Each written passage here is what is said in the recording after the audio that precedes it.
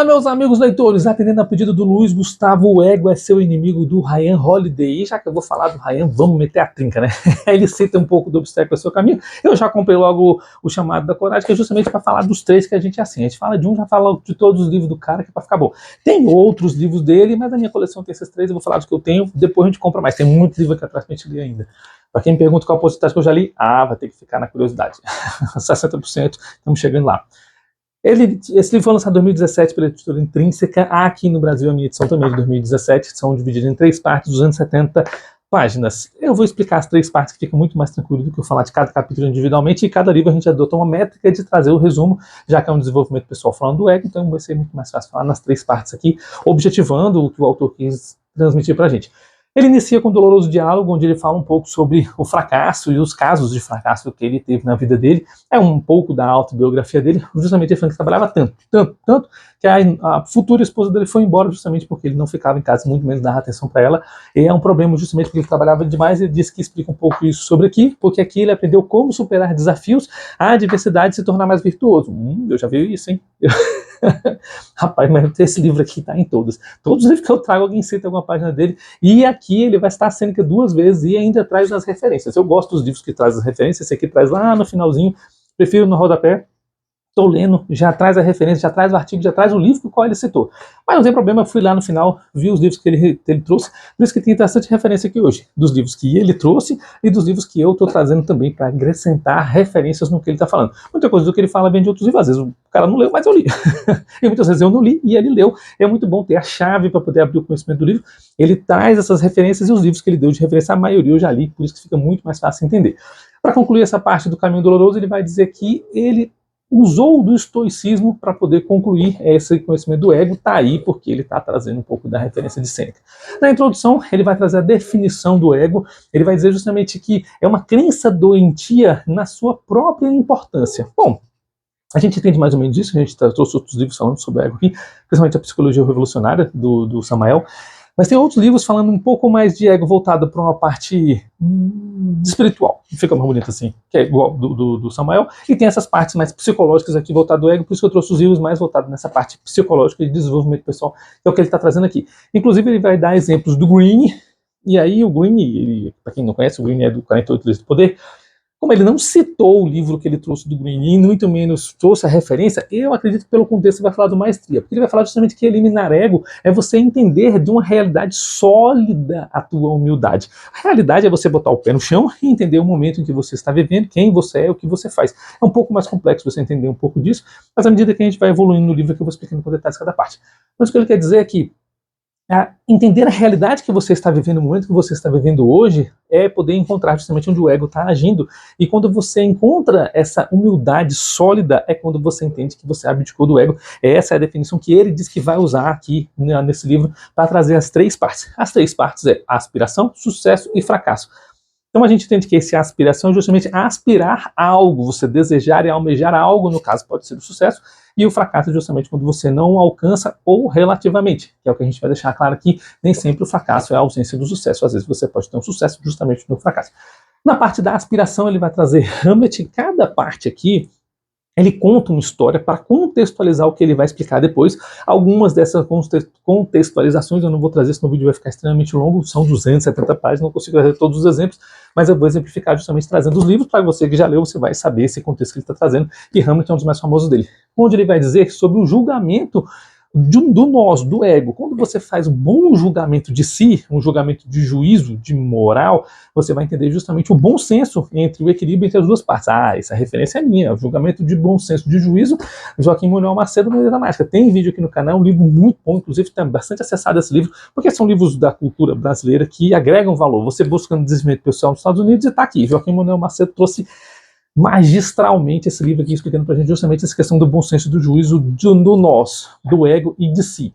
Ele vai dizer, cada parte ele vai dizer um pedaço, então ele vai dizer do controle do falar, que justamente o falar é ouro, mas o silêncio é acima do ouro, porque a gente coloca que o silêncio, o falar é prata, mas a prata está tão desvalorizada, então falar é ouro. Saber falar, saber se impor, saber ter uma boa oratória é importante, Só que o silêncio é mais importante ainda, justamente que você entende que a sua linguagem é o que transmite as suas ideias, e você saber ouvir também faz parte de transmitir as ideias, o tanto que você fala, o tanto que você escuta. Eu estou na parte mais falante, preciso aprender a ficar mais em silêncio. Obrigado, e as dicas. Isso faz parte do bom senso, né, do auto-julgamento, que é o que esse livro vai trazer pra gente, e são conclusões que eu tiro após a leitura dele. Já li esse livro outras vezes, e cada vez que eu leio, parece que ele se renova, vão trazendo novas observações, porque o ego é fluido, né, o ego é algo do nosso consciente, e, na verdade, do inconsciente, né, que a gente vai trazendo para o consciente para poder dominá-lo ou destruí-lo, como vai dizer o Samael. Bom, ele vai falar que existem duas posições, uma posição de ser e uma posição de fazer. Você é um escritor ou você escreve livros, e essa disputa que nós vamos ter justamente entre fazer e ser é onde vai encontrar justamente esse ego, porque quando você faz alguma coisa, você se torna aquilo que você faz. Então, se nós somos o que fazemos, nós devemos entender esse processo de ser e de fazer, justamente para fazer um reconhecimento. Porque ele vai dizer o quê? Que tem pessoas que pensam ser escritores e acabam pensando demais que são escritores e agindo de menos. Então ele vai dizer o quê? Trabalhe, não excessivamente como ele vai trabalhar, assim como ele citou no primeiro livro, mas ele vai dizer o quê? Faça de verdade. Ao invés de você ficar pensando em fazer e ficar naquela atitude mental de que você está se realizando, de que você está criando, e na prática você não é nada. Daí vem a disputa de ser e de fazer, onde é melhor você fazer com o que você tem do que você imaginar fazendo alguma coisa e não acaba construindo nada. Então, o que ele quer dizer de ser e fazer é faça, ainda que você não consiga fazer da maneira como você gostaria, como você idealizou, ao invés de você só idealizar e não construir nada. É o famoso feito de qualquer maneira do que o não feito, beleza? Ele vai dizer para você se tornar sempre um aprendiz, uma pessoa que sempre continua crescendo e aprendendo. Ele vai falar isso duas vezes aqui na parte da aspiração e na parte do sucesso, justamente porque o aprendizado faz parte do processo. Eu vou falar um pouco sobre Danny Kruger na segunda parte, que ele não trouxe, mas vale a pena a reflexão, justamente de entender que nós somos sim eternos aprendizes e você deve continuar sempre evoluindo e sempre buscando. Ele traz um exemplo do Malcolm X muito bacana aqui, justamente dizendo que a faculdade que o cara fez foram os livros. Então temos aqui uma catedral, uma universidade gigantesca, porque justamente os livros tornam você uma pessoa mais sábia ao confrontar a si mesmo, no caso aqui, trazendo a referência do livro O Ego. Um outro contraponto que ele vai trazer é justamente da paixão e o propósito. Ele vai dizer para você não ser apaixonado por nada, mas ele vai explicar, porque justamente vai na contramão de alguns livros, essa questão de ser e de fazer, e de paixão e propósito. Ele vai dizer que você é apaixonado por alguma coisa, vamos voltar aqui no termo de escritor, você é apaixonado por escrever, mas esse propósito, ele é você escreve por algum motivo, você não precisa de inspiração, você precisa unir palavras após palavras para juntar um conteúdo. E quando você é apaixonado por alguma coisa, você vai esperar essa inspiração. É justamente voltando no ser e no fazer, onde você pensa demais e age de pouco. A paixão faz com que você não atue, que você não haja, que você simplesmente fique na sua mente, nas suas ideias, algo que você não constrói. Então ele vai dizer que, ao invés de ser apaixonado, é melhor você ter um propósito. O propósito é esse, tem metas, tem objetivos e você vai cumprindo passo a passo mesmo naquele dia que você não está muito inspirado. Bom, isso faz parte da continuidade, nós falamos isso no Hábitos Atômicos, justamente você ter pequenos hábitos e você construir mesmo que não esteja inspirado. Essa parte é bem bacana, mas aí para explicar isso eu trouxe o óbvio que ignoramos, esse livro eu estou trazendo muito, eu preciso gravar ele para vocês. Por quê? Porque ele vai dizer justamente que nós temos a ideia, ele vai dar uma ideia chamada de tela em branco. A tela em branco é justamente você ajudar os outros a compor o trabalho que eles têm que fazer. Dentro dessa questão do ego, ele vai falar de você abdicar de si, essa questão de ser, de fazer, de paixão, de propósito, para que você possa ajudar outras pessoas a encontrar o propósito delas e realizar o propósito delas, ajudar outras pessoas a fazer o que elas têm que fazer, para que elas simplesmente deixem de ser e deixem de ser apenas uma pessoa apaixonada. Quando você faz isso, você faz com que essa pessoa se desenvolva, essa pessoa cresça e você vai crescer junto com ela, porque no processo de aprendizado e de treinamento você faz isso. Bom, eu citei esse exemplo no Ryan, né, que foi a partir dele que eu fiz isso aqui, não o Holiday, mas o Santos, o brasileiro, e eu vou trazer o livro deles aqui, do Ryan, eu preciso gravar, o vídeo dele é muito bom, tanto a biografia quanto esse livro que fez esse canal surgir. Vou falar para vocês qualquer dia. Outro ponto ainda da aspiração, ele fala sobre conter impulsos, vai citar vários casos aqui de pessoas que agiram por conta própria, movido e munido de emoção e de excesso de emoção, e acabaram perdendo todo o seu sucesso justamente na parte da aspiração, que é a parte onde nós estamos. Então ele vai falar para conter os seus impulsos e agir muito mais racionalmente. Eu sei que é um pouco mais difícil, Kahneman vai explicar isso, mas a ideia é justamente você entender esse ponto, justamente porque o orgulho é algo que te segura. Orgulho são impulsos justamente pelo ego, e para exemplificar essa parte do orgulho, ele vai citar exemplos do Pequeno Príncipe, justamente para a gente entender que os elogios é que fazem o orgulhoso. O orgulhoso é orgulhoso porque ele recebe elogios que fazem com que ele alimente esse orgulho, esse ego que possui dentro dele. Então, ao elogiar alguém, como a gente já explicou aqui no Jonathan Spencer, sobre essa questão do elogio 1 minuto e elogios como devem ser traçados. Aqui ele vai trazer justamente que os elogios, citando o Pequeno Príncipe, fazem isso.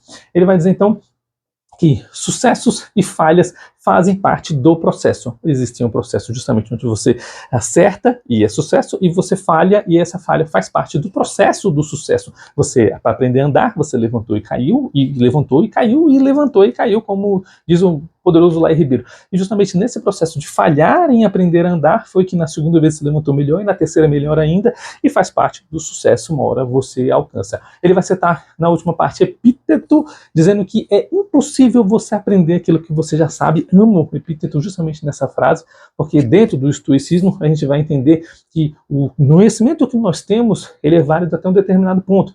E para partir para um ponto novo, você tem que questionar o conhecimento que você já tem, entendendo que ele pode estar errado, porque as diretrizes do mundo mudam. E aí eu não estou falando de valores teológicos, estou falando de mundo, de realidade, de cultura, de pé no chão, que foi o que a gente falou aqui no começo. Justamente o Epíteto vai dizer que não tem como você aprender uma coisa que você acredita que você já sabe, você acha que você sabe, e ao achar que você sabe, faz com que esse orgulho encha a sua xícara e você não consegue aprender mais nada.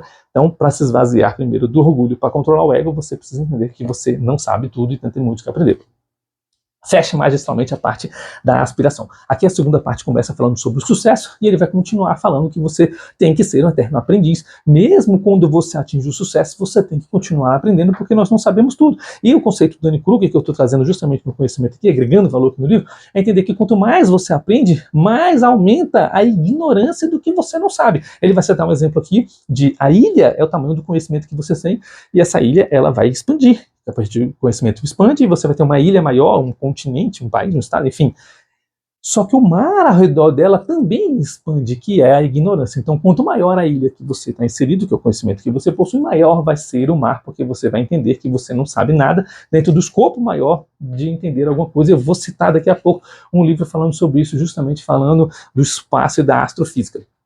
Ele vai dizer que mais difícil do que chegar no topo é permanecer no topo, e para permanecer no topo é você entender que você é satisfeito com o que você já tem. Essa parte do sucesso eu gosto bastante, de entender o que você já tem, e eu vou trazer 3 livros para mostrar isso. Ele vai dizer que Sêneca, na Tranquilidade da Alma, ele vai citar ele aqui nas referências, é justamente você ser tranquilo e ter uma vida sossegada, estando satisfeito com o que você já concluiu, com o que você já obteve. Então você tem sucesso sim no ponto onde você está. Se você tem um carro, uma casa, você tem que ter sucesso. Você tem um carro, uma casa. Se você não tem nada, você tem a sua vida e o seu conhecimento e tudo aquilo que você construiu dentro de si.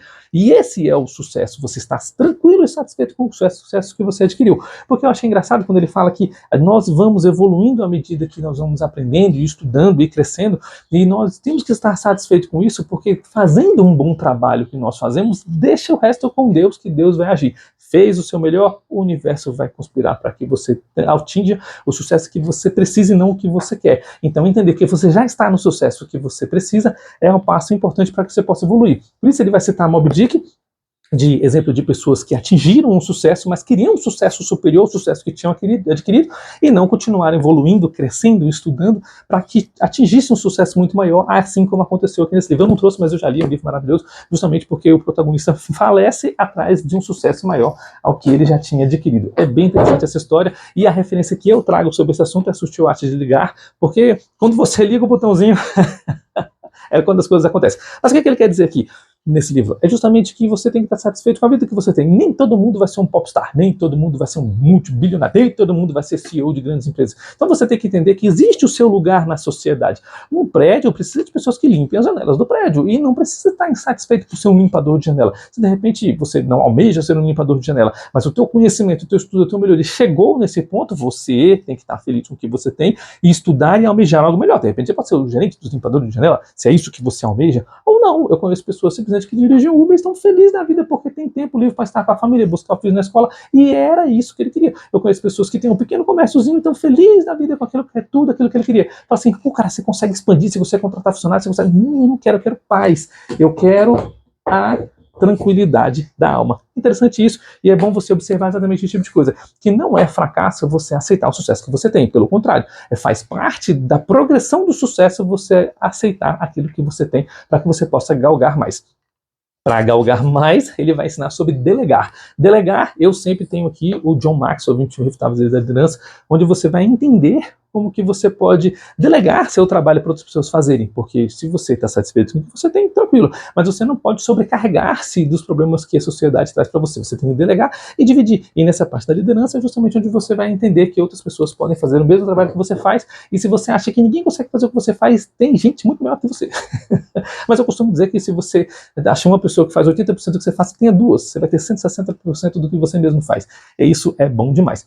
Dentro da liderança, ele vai falar então que para liderar os outros, a primeira parte é liderar a si mesmo, porque quando você lidera o ego, você se torna uma pessoa melhor. E aí ele vai estar dentro da meritocracia.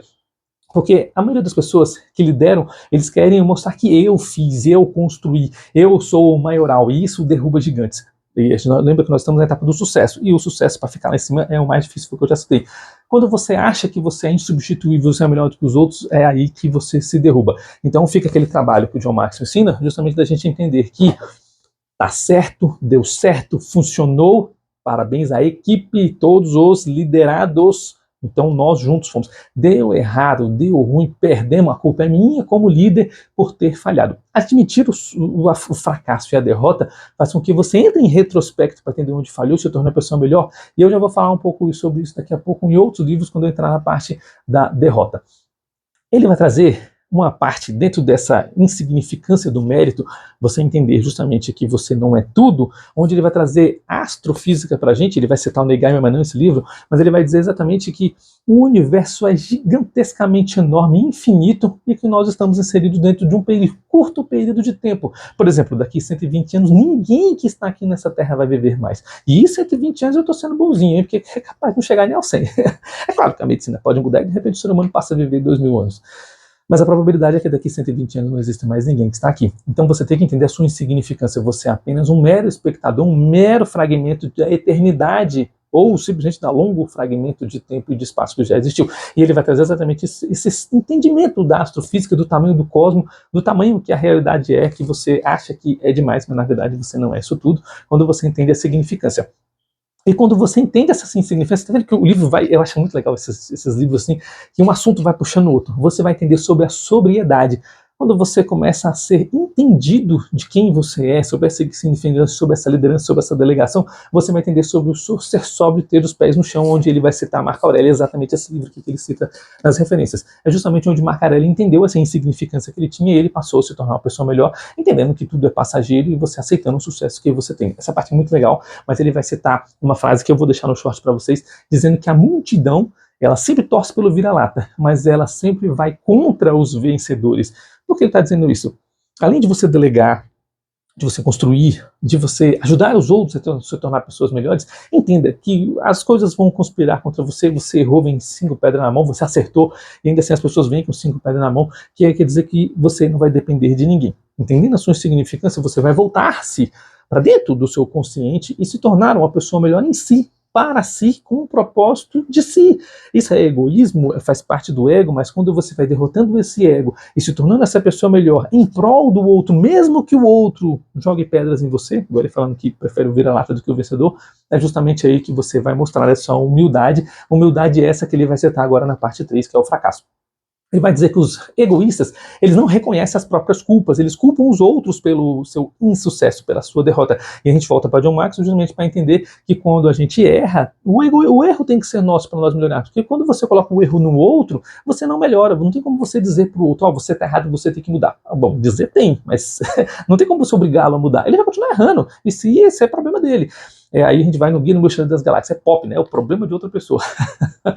O que ele vai dizer aqui, nessa parte do egoísmo, é justamente para que nós possamos entender os nossos erros, nos moldarmos dentro daquilo que nós achamos que fizemos de errado e nos tornarmos pessoas melhores. Aí ele vai citar alguns exemplos, e das partes que ele vai dizer é justamente você usar o tempo produtivo e o tempo improdutivo ao seu favor. Essa parte é bem interessante porque a gente imagina, e a gente não consegue, que todo o tempo tem que ser produtivo. O ser humano não foi feito para ser produtivo o tempo todo. O ser humano foi feito para ter propósitos e objetivos. E um outro período é justamente para descanso. Ele não traz esse livro, mas eu trouxe a Tríade do Tempo, vai explicar pra gente justamente esse momento de descanso, porque é um livro brasileiro, um livro nacional muito bom, pra gente entender o período que nós temos que ter para nós mesmos de descanso. Não é porque uma pessoa está no sofá vendo televisão que aquele período para ela é um período improdutivo. Às vezes aquele é um período de descanso, aquele é um período de lazer. O objetivo e o resultado que ela vai ter naquele período de ver televisão é consequência para ela.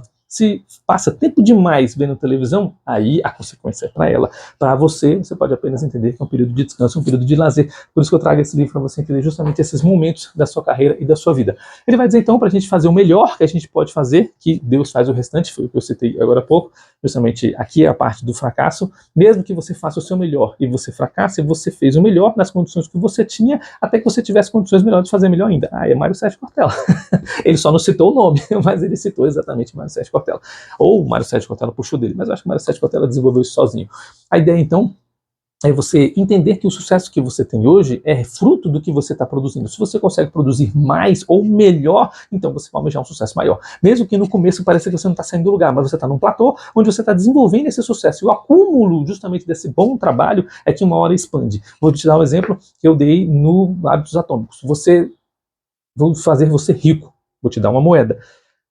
Uma moeda não te deixou rico, vou te dar 2, 3, 4. Em qual momento você vai se sentir rico? Se eu falar que milionário, então 1 milhão de moedas. Mas eu vou falar rico, porque o conceito de riqueza é individual. Então você acredita que está rico quando? Quantas moedas eu tenho que te dar para você se sentir rico? É 10 mil? É 100 mil? É 1 milhão? São 10 milhões? Os hábitos são da mesma forma. Então, quando ele vai falar para você fazer bem feito, até que você consiga força para fazer melhor, ou habilidades ou ferramentas para fazer melhor, é você continuar fazendo com que você tenha até que você olhe e fale, ah, eu atingi o sucesso. E o que esse livro está trazendo é você abdicar dessa fama que o mundo exige e você falar assim, eu estou com o sucesso com o que eu tenho agora e com o que eu tenho agora eu vou almejar mais sucesso. Isso é bem legal porque ele vai dizer que existe a humildade dos humilhados. Essa parte eu achei interessante justamente porque ele vai dizer que o fracasso faz com que as pessoas se tornem humildes, e humildes é a ausência do ego. Dentro da definição que eu trouxe lá na introdução, justamente a humildade seria essa ausência do ego. Ele vai citar o exemplo da J.K. Rowling, que ela foi devastada ali, com separação, com problemas e tudo, e ela evoluiu escrevendo a sua história e hoje é uma das 5 melhores escritoras do mundo, justamente na história do Harry Potter, e tem vídeo nesse canal trazendo toda a septologia, inclusive o 8º livro do teatro trouxe também. Só pra gente entender que o sucesso não é oriundo da magia, do cosmos, ele é oriundo do trabalho.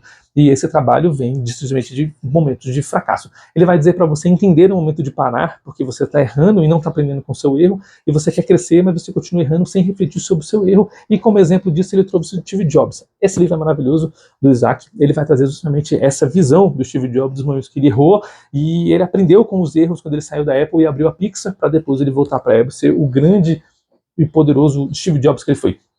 Porque ele vai concluir nessa parte aqui justamente entendendo sobre você entender os seus erros. Quando você faz uma reflexão de onde você errou e onde você precisa acertar, você vai entender justamente como funciona o mundo do sucesso e do fracasso. Se você errou, como Steve Jobs, entendeu o seu erro e aprendeu, você voltou uma pessoa diferente. Quando o Steve Jobs foi liderar a Pixar, ele era um outro CEO totalmente diferente da Apple. Por isso que quando ele voltou para a Apple, ele voltou muito melhor. Para entender essa parte, ele vai explicar justamente que é fácil você odiar o fracasso, é fácil você odiar o inimigo, é fácil você odiar o outro, é fácil você odiar até quando você tem sucesso. O difícil é amar. Quando ele vai falar amar, o maior livro de amor é Rob Bell. Ele vai explicar muito bem essa definição de amar e justamente a definição do amor divino, o amor ágape. Mas o que ele quer trazer aqui é justamente você entender que amar o fracasso não é se apegar ao fracasso, é você entender que o fracasso faz parte da aprendizagem, assim como você tem de aprender a levantar e cair. Não é ser apegado ao erro que você vai errar de propósito, é justamente aprender com os erros para que da próxima vez você não errar. E não culpar o próximo, amar o seu erro e amar o seu próximo porque ele te causou o erro. É doloroso? Pessoas fazem mal umas às outras, e você amar essa pessoa que te fez mal é doloroso. Mas faz parte do processo caso você aprenda. Caso você aprenda. Eu sei que tem inscritos aqui que me comentam muito sobre essa questão de amar o dolorido. Eu entendo, já passei por muita coisa dolorosa. Mas aprender a amar a parte que te causou mal é mostrar que você superou e seguiu em frente. E muitas vezes o outro que causou o mal não está nem lembrando que fez o mal. O famoso quem bate não lembra, quem apanha sempre lembra. Nunca esquece, né? Você entender que existe a superação do fracasso. Ele finalizou magistralmente nessa parte do amor, justamente entendendo que superar o fracasso faz parte. E aí ele vai dizer uma frasezinha bacana aqui no final do livro, vai dizer que o caminho da sabedoria é ver bastante, observar as coisas ao seu redor, é estudar o que está acontecendo e sofrer. São 3 passos do aprendizado do caminho da sabedoria. É engraçado porque a primeira vez que ele usa a palavra sabedoria no livro é justamente no final. E eu vou entender essa sabedoria como a abnegação do ego, onde eu estou humilde, não por ser humilhado, porque vem também da humilhação, mas por entender que o ego é o meu inimigo, lutar contra ele e aprender, observando o meu ego e os erros ao meu redor, estudando sobre como eu fico ególatra e os erros ao meu redor, e sofrendo para lutar contra o ego e matar esse ego dentro de mim. Aí eu encontro o caminho da paz e da sabedoria. Muito bom, Ryan Holiday, O Ego é Seu Inimigo, uma ótima indicação de livro aí. Obrigado, Luiz Gustavo, você é um amigaço, gosto dessas indicações que você sempre traz para mim. Vou deixar aquele velho short para você, e se você gostou desse vídeo, indica para os seus amigos para eles aprenderem também a se tornar pessoas melhores e controlar o ego.